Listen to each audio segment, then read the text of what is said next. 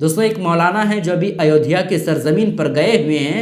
राम मंदिर प्राण प्रतिष्ठा समारोह के मौके पर, राम मंदिर के उद्घाटन पर इन्होंने वहां पर जा करके जो बात कही है वो इतनी ज़्यादा जहरीली, इतनी ज़्यादा ख़तरनाक बात है कि आप सुनेंगे तो आप बिल्कुल दंग रह जाएंगे। आप इस मौलाना की पहले बात सुनिए और जो अयोध्या की सरजमीन पर ये मौलाना गए हैं इसका क्या कहना है वो आप समाप्त कर। ये बदलते भारत की तस्वीर है।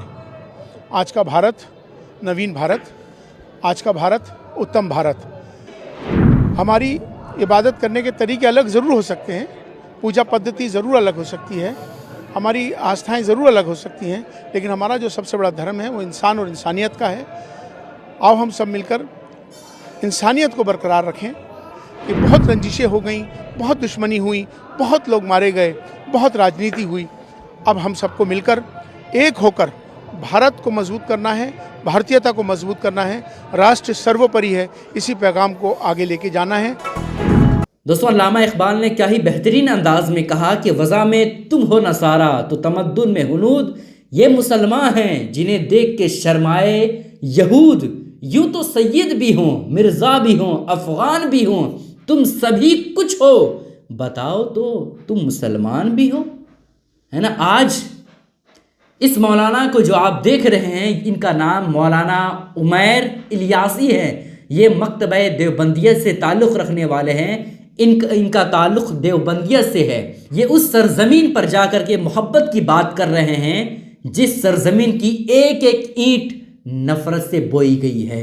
जिस सरजमीन पर राम मंदिर का उद्घाटन हो रहा है उस सरजमीन पर बाबरी मस्जिद तामीर थी। मुसलमानों ने 500 साल तक वहाँ पर नमाजें अदा की, वहाँ पे अजान हुई। उस नफ़रत वाली जगह पर पहुँच करके ये मौलाना उमैर इलियासी साहब जो हैं वो मोहब्बत की बात कर रहे हैं, अखंड भारत की बात कर रहे हैं। ये मौलाना उमैर ये वही शख्स है जो इससे पहले कुछ दिन पहले मोहन भागवत के साथ इसकी वीडियो वायरल हुई थी और मोहन भागवत से गुलामी का पट्टा लेते हुए इनकी वीडियो देखी गई।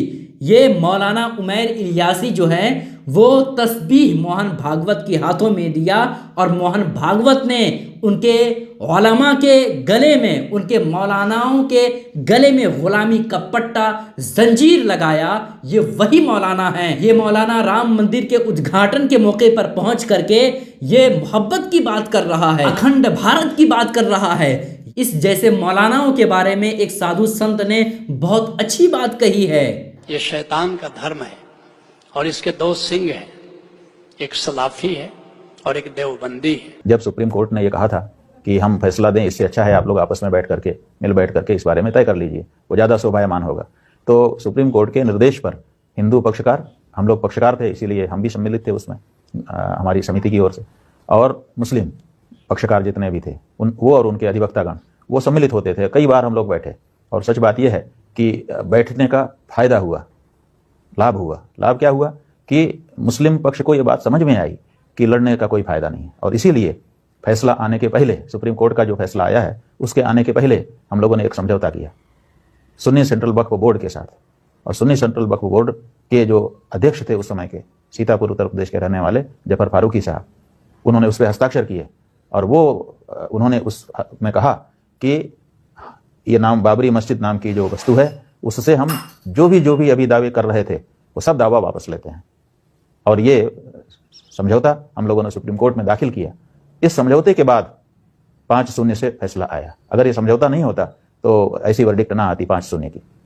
चूंकि मुस्लिम पक्ष ने दावा ही छोड़ दिया था, इसलिए फिर किसी भी को कुछ कहने का अधिकार नहीं रह गया था जजेस को, इसलिए उन्होंने 5-0 से फिर एक पक्ष में फैसला दिया। तो ये बातचीत करने से हुआ ना।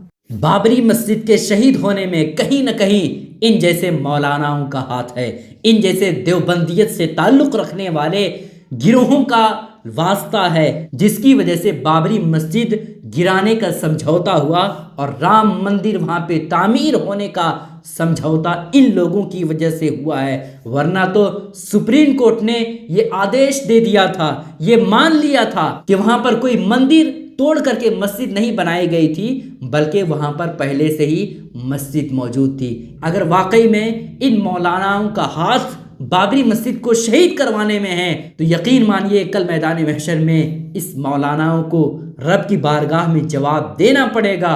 रब के हुजूर इसकी सज़ा बहुत ही ज़्यादा सख्त होगी।